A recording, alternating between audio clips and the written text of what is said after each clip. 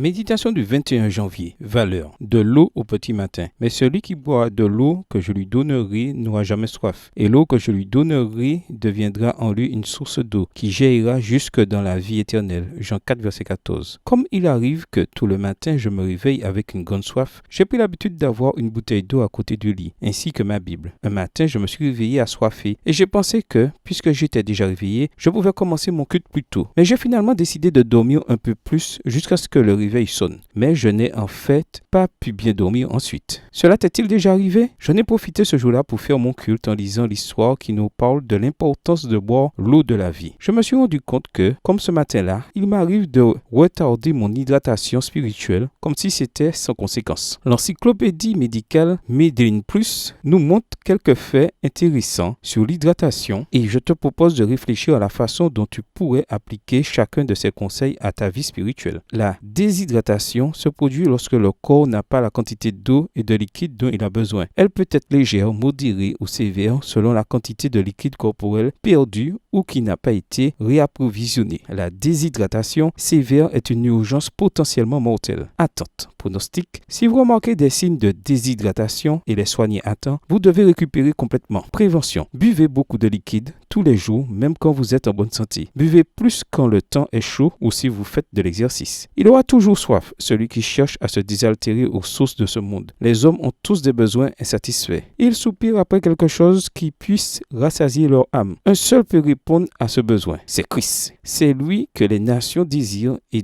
dont elles ont besoin. La grâce divine que lui seul peut dispenser est une eau vive qui purifie, rafraîchit et fortifie l'âme. Extrait du livre Jésus-Christ, chapitre 19, page 153. Essaie de commencer cette journée hydratée physiquement et spirituellement. Tu verras que Jésus est beaucoup plus que de l'eau au petit matin. Bonne journée à toi et que le Seigneur te bénisse.